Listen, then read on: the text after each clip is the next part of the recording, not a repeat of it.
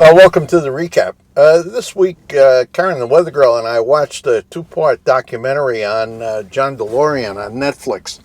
And this part of New Jersey came up a couple of times in the documentary, and I figured I'd go and check those locations out. Here it is.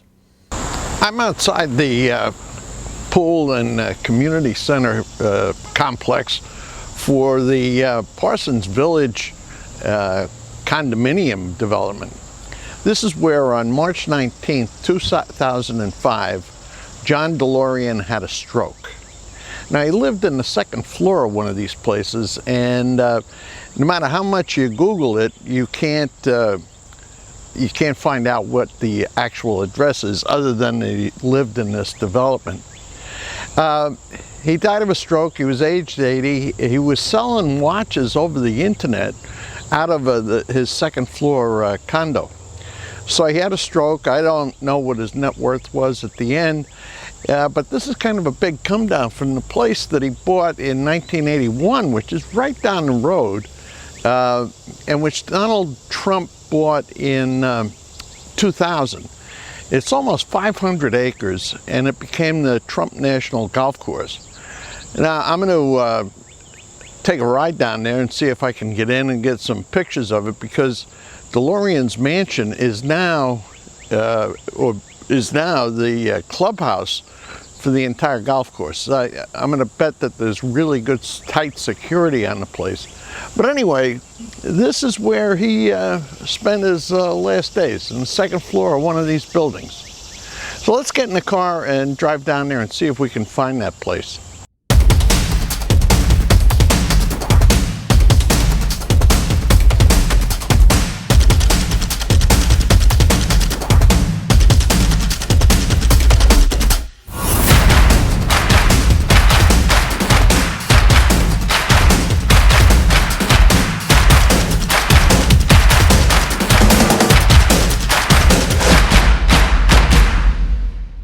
Well, Delorean's estate in, I guess it's Bedminster, is 15 miles and millions of dollars away from Parsons Village.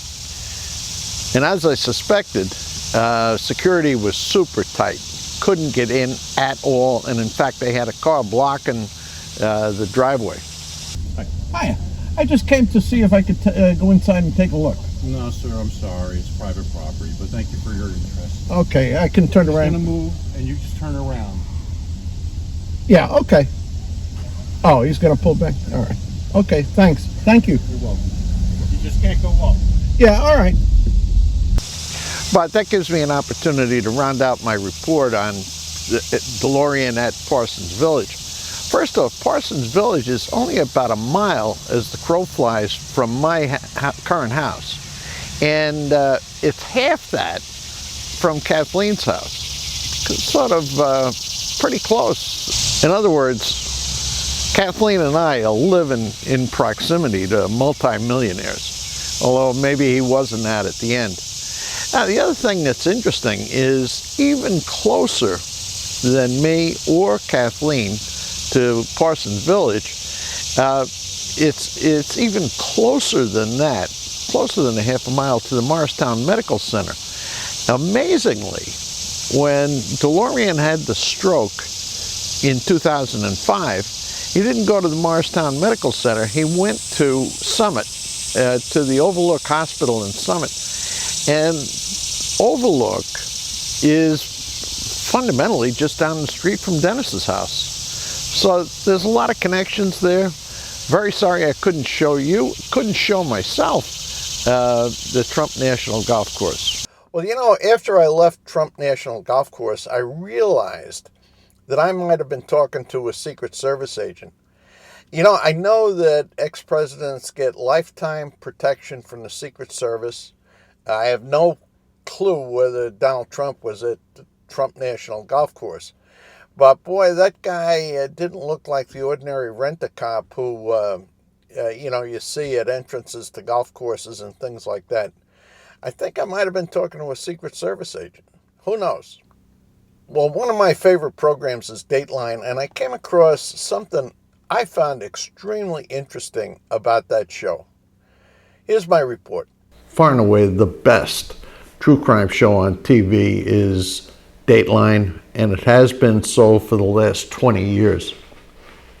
The International Business Times conducted an interesting study of different aspects of Dateline.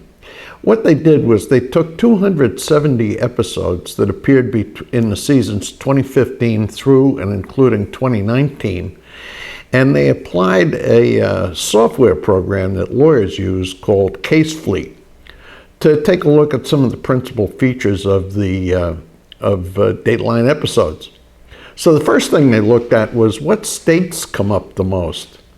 And as you'd expect, the biggest states in the union were there: California, Texas, New York, and Florida.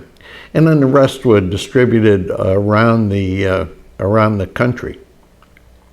Now, when they looked at hosts, as you would expect, in the number one slot was Keith Morrison, who we all love. He's our favorite, certainly mine. And followed by Andrea Canning, Dennis Murphy, Josh Mankiewicz.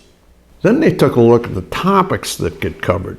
And as you'd expect, murder came in the number one slot by a wide margin, 57%, and followed up by missing persons. In terms of the methods used, again, no surprise. Gunshots, strangulation, stabbing, blunt force trauma, those were the pretty big hitters in that period. Now, as to the conclusion of these investigations that Dateline conducted, you can tell that the suspect was identified and captured the lion's share of the time, and the convictions followed pretty closely behind it. Now, the interesting data point that I found in that study was that there's no better than a 50-50 chance that the spouse committed the crime. In other words, and as a matter of fact, it's slightly less than half. Anyway, International Business Times did a great job. It's a show I really love, and I appreciated seeing how they looked at it, and it kind of confirms the general impression that you get from watching the show. Well, I certainly hope that contributes to your enjoyment or understanding of the Dateline program. Well, that's why I included the report. I thought you'd want to know.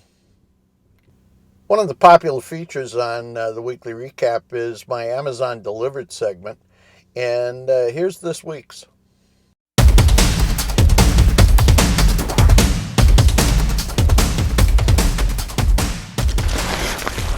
Well, let's see what Amazon delivered this time.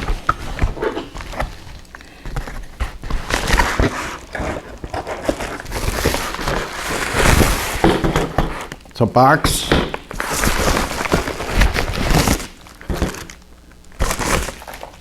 And a thing. Okay. Let's take a look at the thing, this little tub.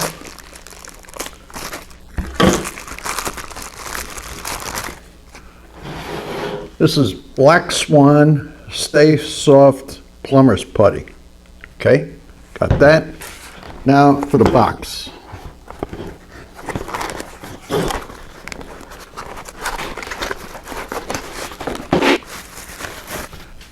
Okay, this is a bathroom sink drain, and it's the pop-up kind. And what I need from this is this flange. What happened was this. We were having a leak in one of the bathroom sinks upstairs. And when I looked carefully at it, I discovered that the flange that goes into the hole in the bottom of the sink had broken. And as a matter of fact, the plumber's putty that held it down, that had deteriorated. So you can't just get a flange. You got to get the whole set. So I did. I got this, and what I'm going to do is to install it and make everything all good. Thank you, Amazon. Now, the reason I said in the thumbnail that Amazon almost delivered is because it turns out that the part that I got is a little too large for the hole in the bottom of the sink. So I got to send that back, and I got to get a new one. And when I get it and get the sink fixed, I'll certainly include a little report on that in this weekly recap. That's all the news for this week, and I'm going to link a video that I did that's nothing but the roofing and siding job being done in this development, and also the little subscribe button so you can touch it and not miss any news that we report here. Remember, what we say is when the news breaks, we fix it. Everybody have a nice weekend. Have a nice week.